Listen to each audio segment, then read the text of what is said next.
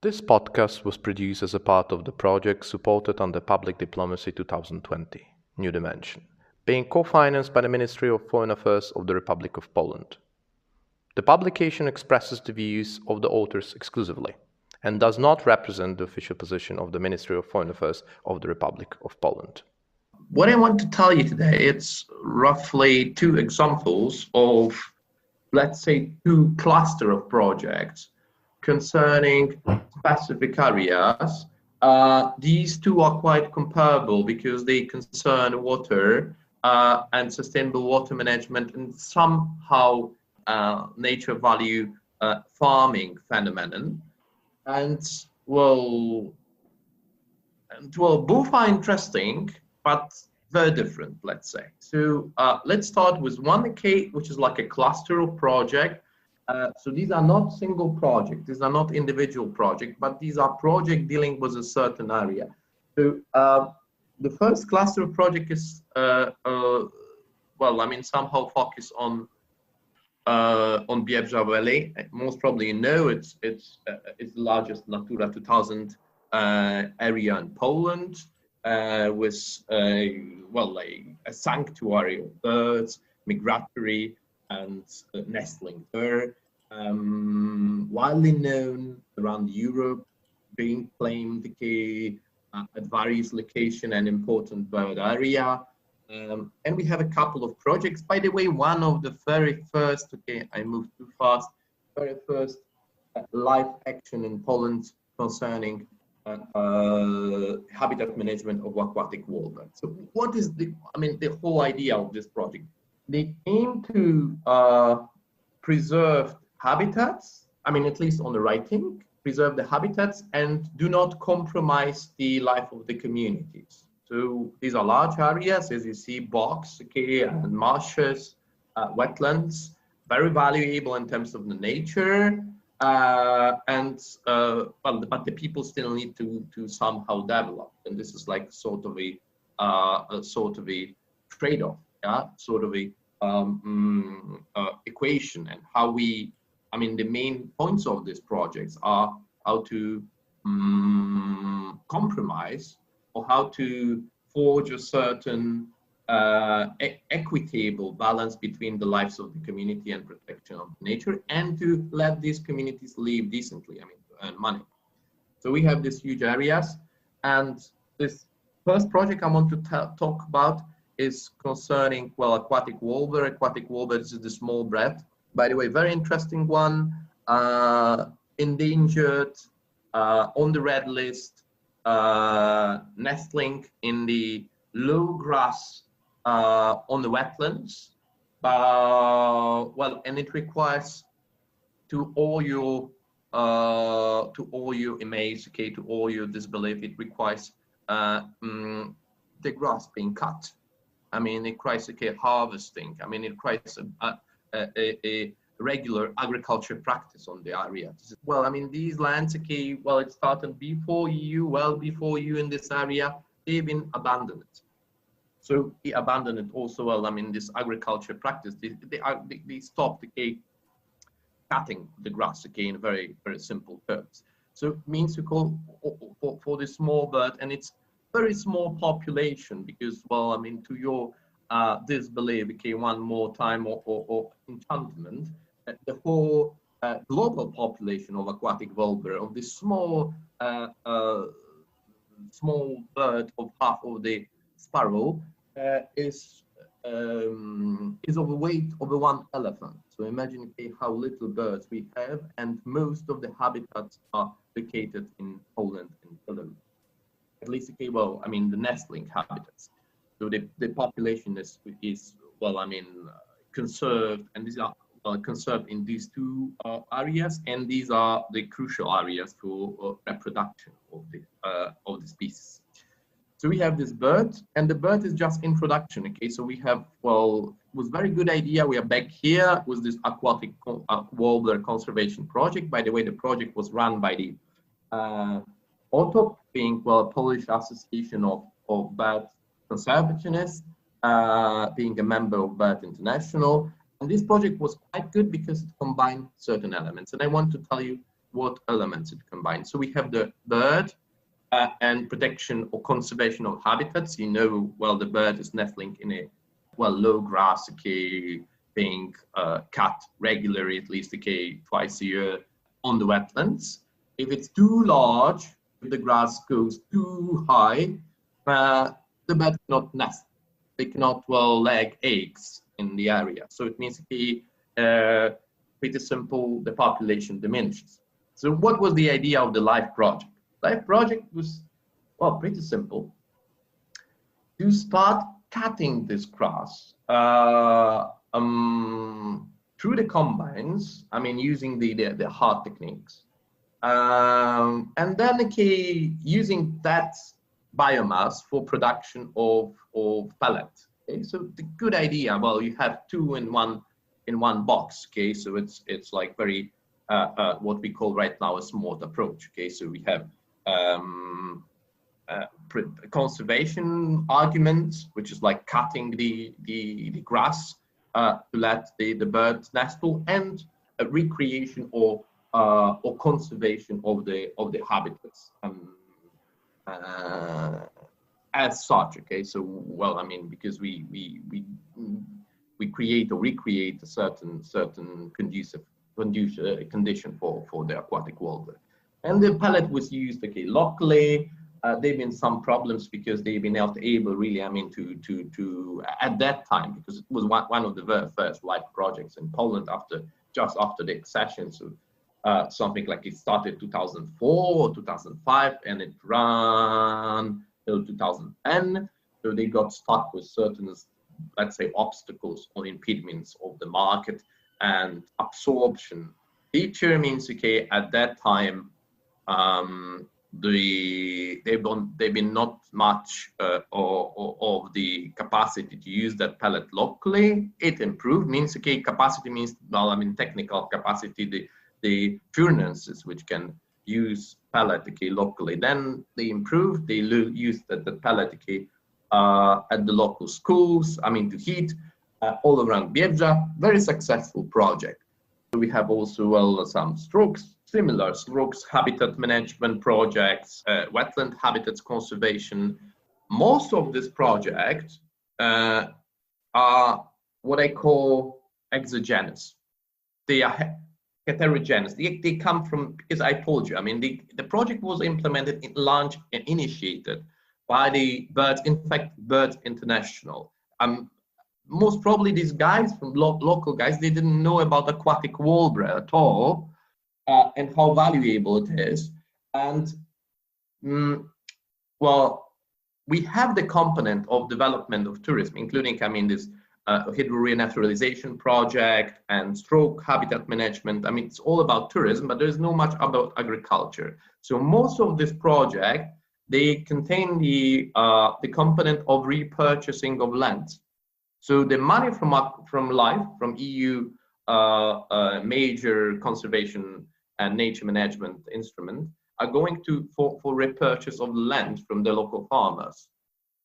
So it's well, I mean, it can be questioned if it's really, I mean, the right approach. We have a national park there, and it can be an approach. And I'm putting a big question mark here if the high nature value farming is possible there. But most probably, the lack or shortage of that approach is causing other problems we are facing right now in Biebrzα in terms of well, arsoning, well, some lack of cooperation with local communities, and lack of integration of a certain elements into this comprehensive, let's say, high nature value areas management, including conservation and the raison d'etat of communities. I mean, so, well, I mean, because except repurchasing of land and tourist development, there is no much there.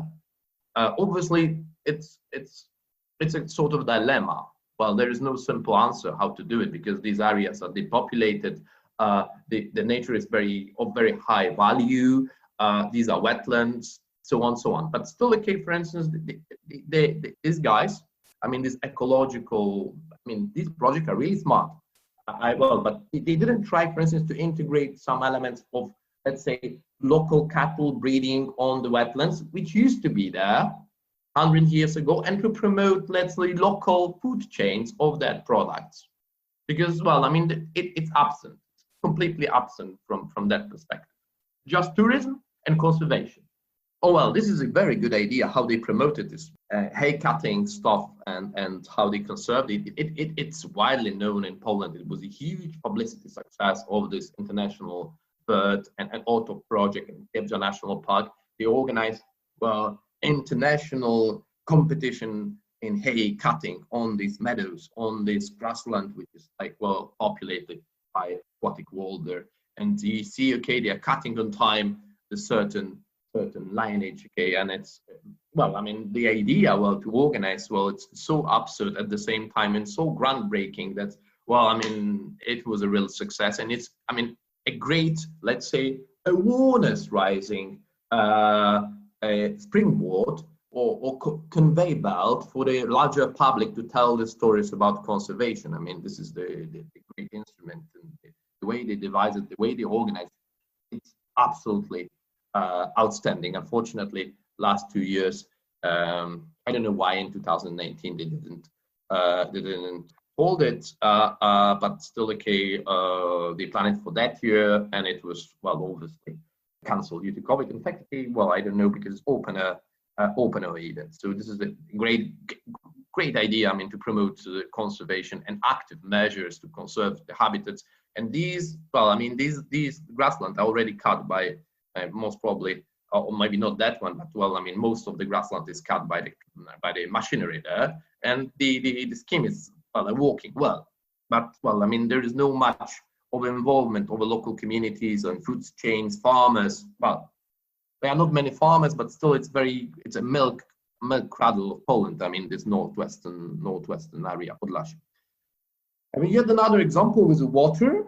These are also clusters of projects. It's not one single project, but the idea how to develop the region. What we have here, it's well, the area at the Skawa tributary, southern Poland, let's say, well, 50 kilometers westward from Krakow. And Skawa is a tributary. I mean, it's a river, okay, which flows to Vistula. So we have, these are ponds. These are not lakes. These are ponds, but these are very old ponds. They've been created. I mean, the aquaculture started there in, let's say, 16th century. It was close to Krakow. It was very, I mean, highly populated at the time area, and it was like a food bank for all this metropolis. It is between Silesia and Krakow. So, well, I mean, close to Auschwitz, by the way.